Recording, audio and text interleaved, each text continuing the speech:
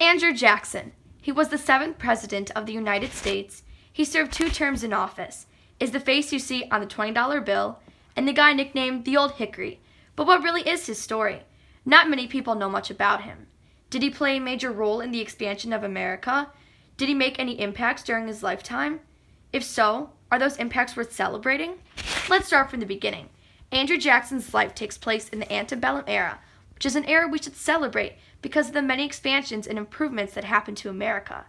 He was born in 1767 in Tennessee. He lived in a log cabin and was born into poverty. However, he was able to get himself out of those circumstances and became a wealthy Tennessee lawyer and rising young politician.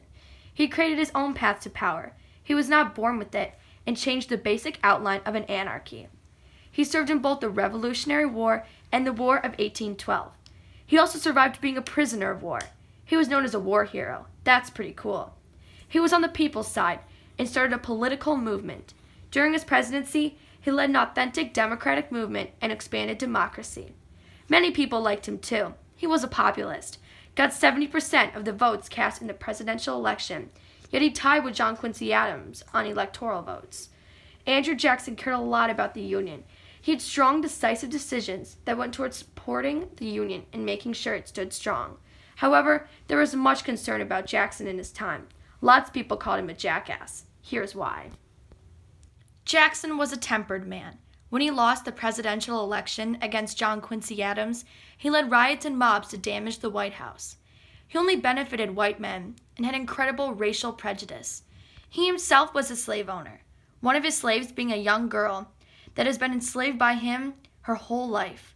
Slaves became the main source of his wealth, yet he took all the credit. He gave the slaves no say or voice. Is that really standing up for the people? Jackson fought against America's first U.S. bank, and if the case was not settled with bank owner Clay Biddle, then he would declare war. Jackson eventually closed the bank and took away all the money earned by the bank and gave it to state banks. Andrew Jackson's actions greatly affected the Indian tribes living in America.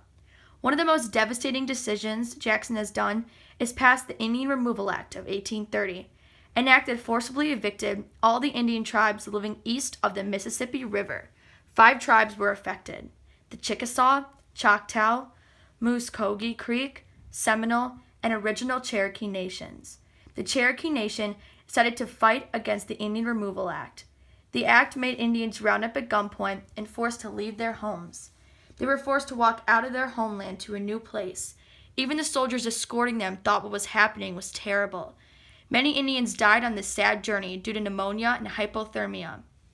This event is called the Trail of Tears, named after the tears shed on the Indian tribe's horrible route out of the homes they loved.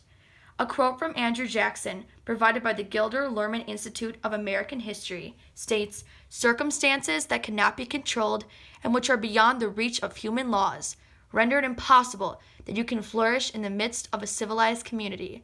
You have but one remedy within your reach, and that is to move to the West." This is a quote by Andrew Jackson that is directed towards the tribes that were affected in the Indian Removal Act of 1830. You know what the purpose of them leaving their land was for? To build more plantations, to put more slaves to work.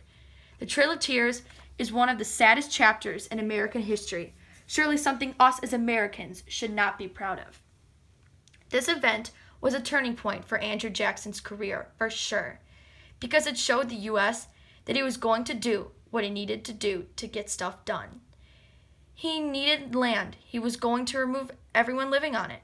He was fearless, and no one was going to get in his way. This also showed America how far he was willing to go. He got rid of some of America's first settlers and forced them to leave their homes. Andrew Jackson threatened military action against a secession during the nullification process. The South didn't agree with his tariffs, which are a tax on imported and exported goods. So they said, "Hey, let's get out of here," which seemed like a threat in the eyes of Andrew Jackson.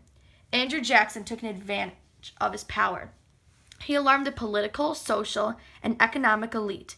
He threatened war, force, and death against people who he didn't like. He was willing to go against someone even if their views were alike, if the person was not of his liking.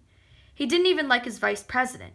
While reflecting on the things he did in his life, he only had 2 regrets: That I didn't shoot Henry Clay and I didn't hang John C. Calhoun. He wanted to shoot a harmless lawyer for a bank and hang his vice president?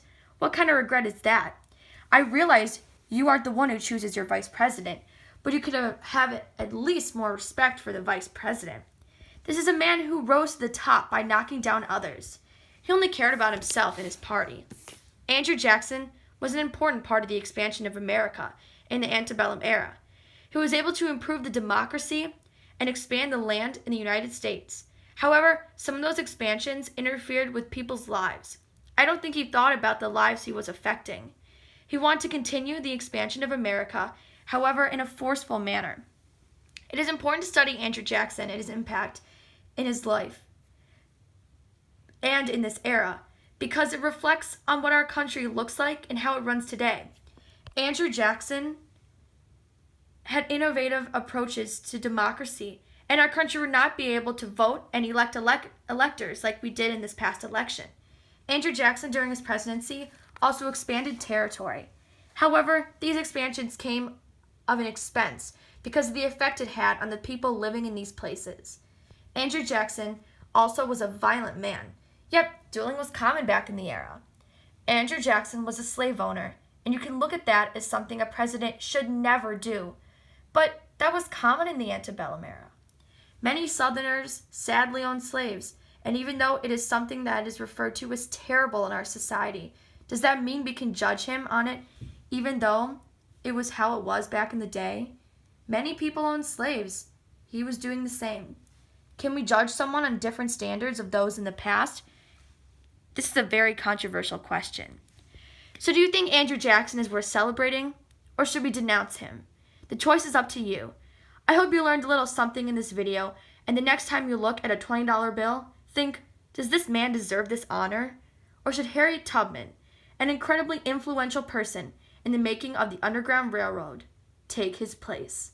Thank you.